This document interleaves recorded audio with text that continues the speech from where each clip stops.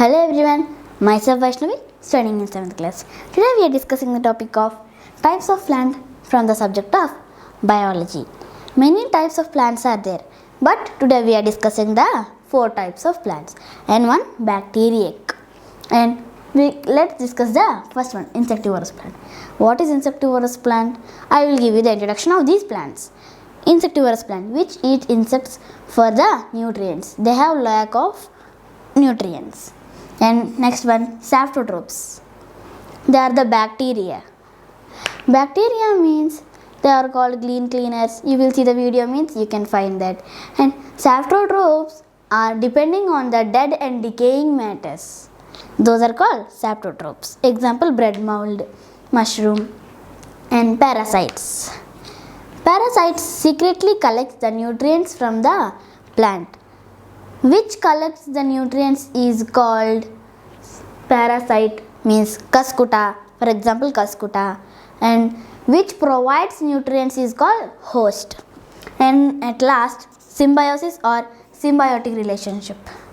Symbiosis or symbiotic relationship means the combination of two, means one bacteria and one plant. No means two bacteria is equals to one plant. No means two plants is equals to one plant. So like that. I will tell you with an example. Rhizobium plus pulses plants is equals to symbiotic relationship. These are the introduction of these plants. What is insectivorous plant? It digests insects are called insectivorous plants. Why it digests insects? And what are the examples of insectivorous plants? Let's see. The insectivorous plant, first example, Venus flytrap, and the second example, picture plant. Today, let us discuss about the picture plant. And this is the picture plant. Think it is a picture plant. And this is the picture. And this is the lid. And this is the plant. This is the pot. Okay? But why it means it is in green in color. And its leaves it also have leaves. But why it digests insects? Why it eats insects? It can do photosynthesis. You say any plant, there is a one green leaf also, it must have a chlorophyll. It must have chlorophyll means it can prepare food. But why it will eat insect? Why? Because it have leaves. They can do photosynthesis. But they cannot gain proteins. They don't know how to gain proteins. So, the picture with the colors, it attracts insects. When the insect fall here, immediately the lid is closed.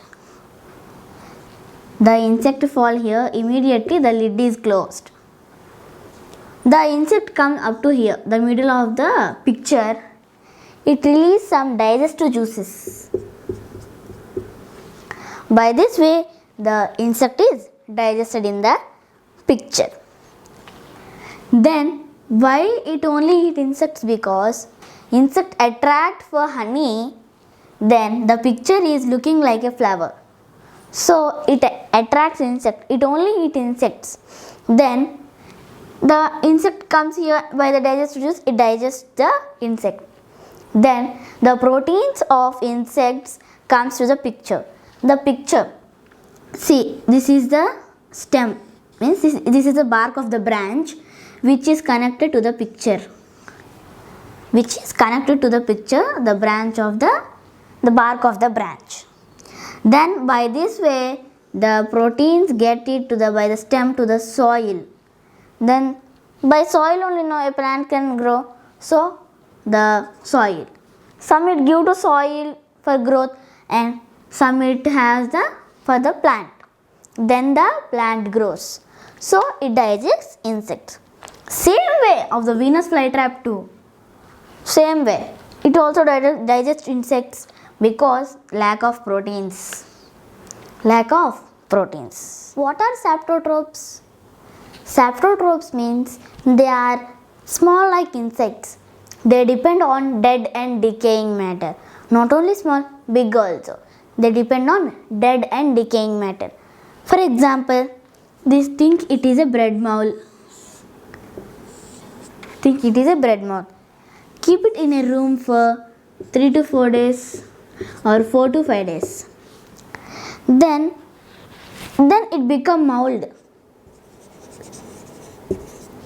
It become mold. Why? Because saprotropes come and release some bacteria. It is already decaying now. Then saprotropes means what are saprotropes? They depend on dead and decaying matter. So this is already decayed when it is in the room only. Then saprotropes release bacteria on that, and with the help of that bacteria, they take the nutrients of the bread. So the bread is molded. When the bread is molded, when they collect nutrients from the bread, who collect? Saprotropes collect. What are saprotropes? I will say you. Mushrooms. For example, mushrooms. What are mushrooms? They depend on dead and decaying matter. See, if there is a wood which is decayed, then on that one mushroom will come. One mushroom will come.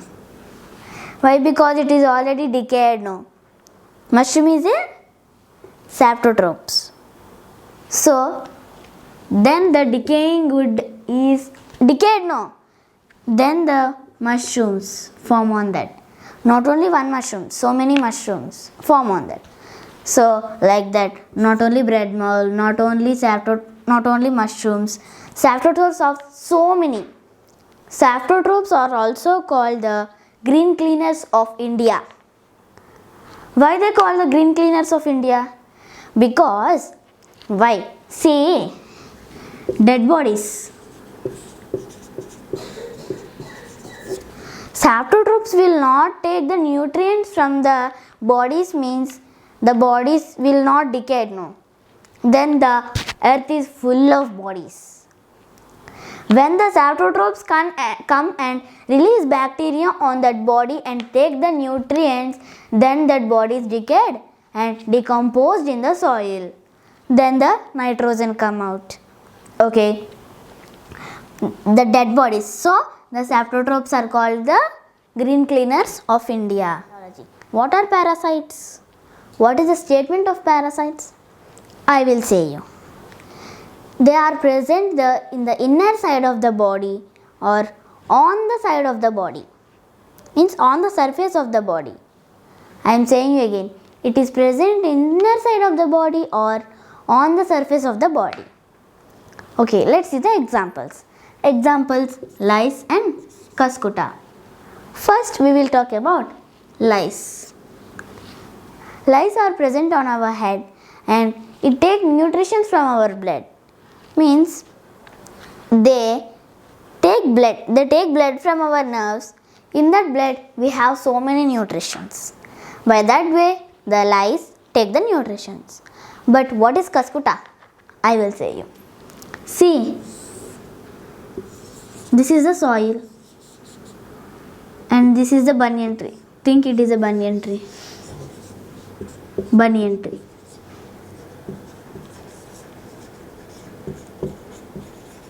Think it is a banyan tree. And it have also roots.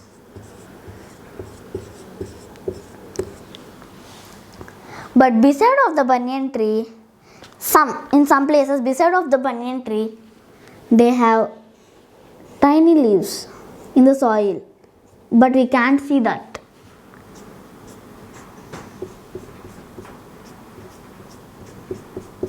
Tiny leaves. After some days, it grow into a small plant. See, this side the banyan tree is, that will go to this side. This side the banyan tree is, it will come to this side. So, that side the banyan tree is. It goes like that. Secretly and slowly it goes to the banyan tree and it surrounds the banyan tree. Fully it surrounds the banyan tree. And she makes friendship with the banyan tree. In that way, it secretly collects the nutrients from the banyan tree. When the cuscuta surrounds the banyan tree becomes so weak. Why? Because the cuscuta secretly collects the nutrients. For the nutrients, the cuscuta surrounds a plant. Maximum banyan tree it surrounds. Why? Because banyan tree is very huge and very large. It have many nutrients. It have large roots. So they can collect water, proteins, all that. So maximum it surrounds the banyan tree. This is called the cuscuta. It have tiny leaves, but it collects the nutrients by a single plant. This is called cuscuta. And these are parasites. These are the only two examples. We have so many examples, but today we are discussing only these two examples. What is symbiosis? I will say you with an example. It doesn't have any statement. I will say with an example. Algae plus fungi is equals to lichens.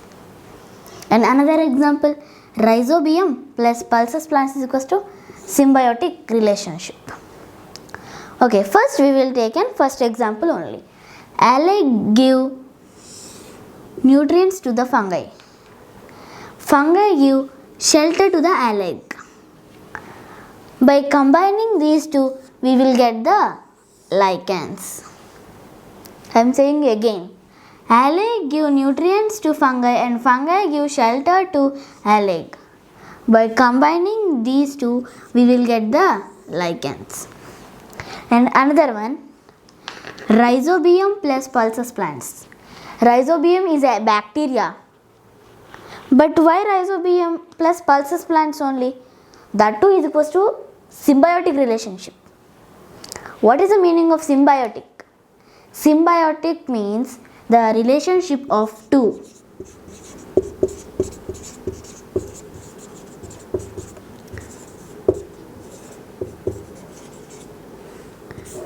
Two organisms.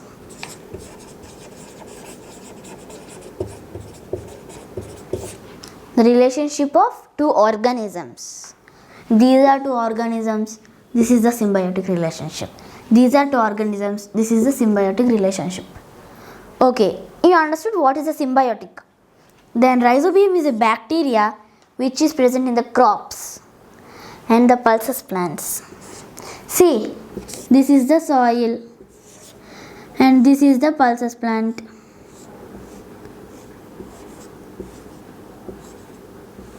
This is a pulses plant and these are its roots. And this is the rhizobium. It gives growth to the plants. It is a bacteria. But by that bacteria, the proteins come to the plant. In the rhizobium, not only proteins, the nitrogen also there. Plants need nitrogen to survive. They need oxygen to breathe but survive. Carbon dioxide they breathe. But nitrogen, it helps in surviving. So, rhizobium helps like that. Plus pulses plant. This is the pulses plant. This is the rhizobium. By adding these two, what is symbiotic? Relationship of two organisms. We get symbiotic relationship. This is called the symbiosis. I think you understand. Thanks for watching. Please subscribe and share this video to your classmates and friends.